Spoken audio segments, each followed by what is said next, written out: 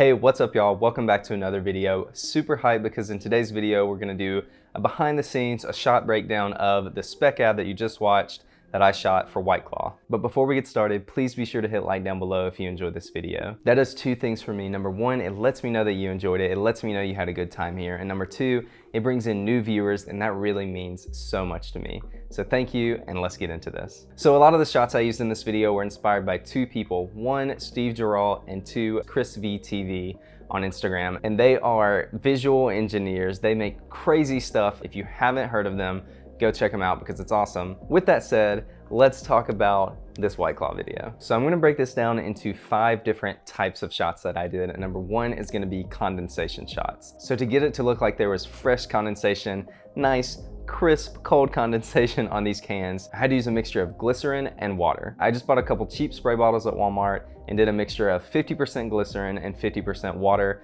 It's very easy because the glycerin doesn't mix with the water, so you can see like 2 different layers. Shook it up, spritzed it on the cans, and they look cold and delicious and thirst quenching. I love that because it's honestly very easy. Here's a shot without the condensation and here's a shot with it. And it's like, it's a no-brainer. I use these as more of the static kind of big hero shots of the can, but what I ended up doing for this one specifically was shot it at 4K so that I could play around with keyframes in the edit. I just keyframed a scale and a rotation, and I feel like that fit really nicely with the song and this kind of build up right before the drop. And honestly, my idea behind the rotation was to rotate kind of the way those waves are rotating. I think it just gave it a lot more personality and life. So yeah, I pretty much used this condensation trick on any shot that wasn't underwater. Another shot that I put in this category is this shot right here, and this one I did a lot of post-production on. So this is the original shot, and as you can see, the can is spinning. What I did is I got the plate out of my microwave and used it as a lazy Susan. So I set the can on there, got my composition and everything, and just started spinning the microwave plate. And it did not work for me very well because the surface I had it on just wasn't smooth enough. And my other issue with the microwave plate was I couldn't get the can to rotate like on its central axis. But thankfully I fixed that in the edit. So I'm gonna keep this kind of light and run through this a little quick.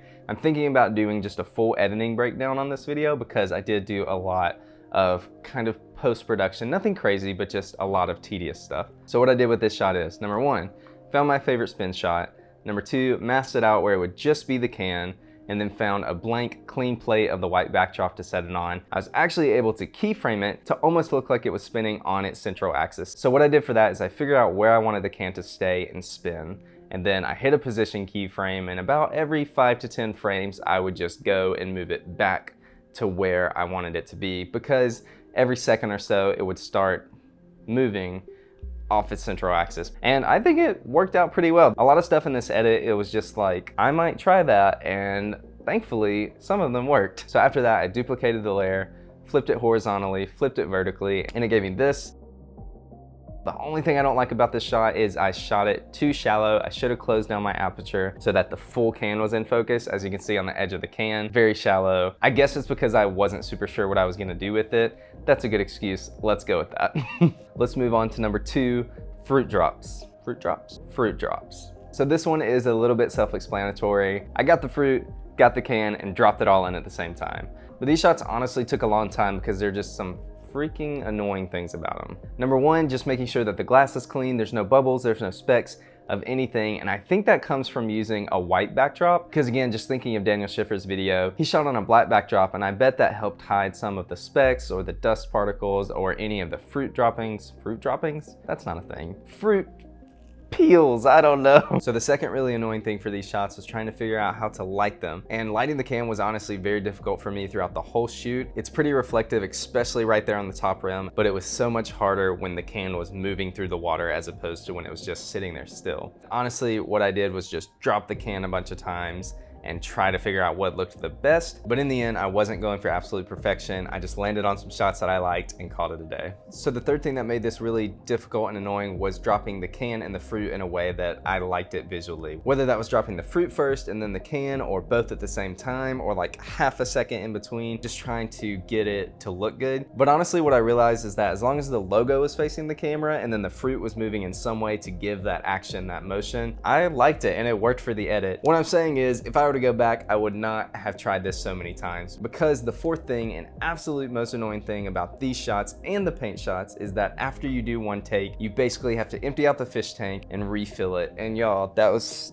so annoying. And if you want an example, here are some takes that we did of the cherry drop and the raspberry drop without cleaning the tank again. Back to fruit droppings. There are just specks of fruit everywhere. And again, I don't know if it's because of the white backdrop that they're so noticeable, but I really just didn't like the look. I wanted it to look clean. I didn't want it to be like distracting, like, oh, this must have been the third take because there's fruit crap everywhere. Oh, my morale was broken. But honestly, like I said, for what I needed it for, I really shouldn't have tried so hard to get a perfect shot, because this shot and this shot, I'm pretty sure were first takes. On to shot type number 3, the paint shots. And again, these are pretty similar to the fruit drops in the sense that you're using the fish tank. Really, after you do one take, you have to empty it out and clean it and try again. It's all about what you're going for, I guess. One thing I did do is I started just testing it in like a big bowl, like a big plastic bowl, just to see what the paint would look like. I ended up using a little medicine syringe that I found in our bathroom cabinets, and I like that result more than just pouring it in because it gave it a more defined shape, those like waves of paint, I guess. I got that a little bit more using the syringe instead of just pouring it straight in. One thing that I learned from YouTube, just like everything else I know, is to use acrylic paint, but I couldn't just pour the paint in because if I did, it just gave like a big like drop of paint. So what I had to do was put some paint in a cup, put a little bit of water, get in there, mix it around, then get it out with the syringe and then spray it into the water. That way it gave this big paint water plume thing. Vocabulary. Okay, so number 4 are the pour shots, the bubbly shots. Really the only thing I have to say about these is that I used this Aperture MC light and kind of blasted it behind the cup towards the camera, and that's what gave it that glowing look that it has. I enjoyed that a lot. One thing I really wish I would have done is crank my shutter speed up way higher. The bubbles are super blurry, there's way too much motion blur for what I was going for, because I wanted it to be like a delicious beverage, you know, like that shot at the movies where the big giant Coke is pouring down onto your screen and you're just like, ah. Anyway, now on to the big boy. Number 5, this final spin shot to show off all the flavors. This was heavily inspired by Austin Paul and Daniel Schiffer. If you don't watch their behind the scenes videos, again, you gotta watch them, they're insane. Okay, so here's the rundown for what I did for these shots. Number 1, emptied out the can, poured out the White Claw, sad day. Then cut a hole in the bottom with a knife, very safe. And I took it over to this light stand, and the hole was just big enough so I could slip it over the little notch that you would screw like a light or a camera onto. Side note, as you can see, I shot this on a green screen. And the thing I'm doing with the diffuser above my head is again just trying to get really good lighting on the camera. And I did find with that diffusion very close to the can, especially that top rim, it wasn't like a harsh reflection. It was one big, nice, soft reflection. Anyway, then I just tried to get the best spin possible. I shot this at 120 frames per second so I could slow it down. It was a lot easier to get it smooth when I was spinning it faster, but I didn't want to spin it too fast because then I wouldn't get that nice slow rotation. So I knew I wanted this to be the shot that ties the whole video together, shows that it's an ad for the variety pack, all the flavors, so I ended up doing this for all 4 cans. And I also knew I was gonna key them out, so I needed some sort of background. So what I ended up doing was taking photos of each flavor's fruit. And little side note for the lime one, I actually didn't end up using the lime photo I had because I found this cool little bubbly lime stock video on this website called Mixkit. Free stock videos, not sponsored, but you should check them out. They're pretty helpful if you ever need anything like that. Again, I'll probably go more in depth on this if I do some sort of editing breakdown for this video, but essentially what I did was take these into After Effects, key them out, do some masking to get the light stand out. On the lime one, I realized that I shot a green on a green screen. It's a sad day. Before I shot this, I was like, gotta turn it around for the blue screen when I shoot the lime one.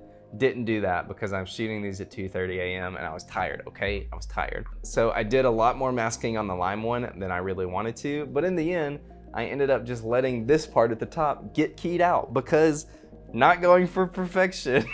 After that, I did the same thing that I did with the earlier shot, keyframe them to make sure that they were spinning almost like directly on their central axis, because a couple of the cans were tilting over when I was spinning them. And yeah, after that, just played around with how I was gonna put them in the edit to the music, and this is what we got.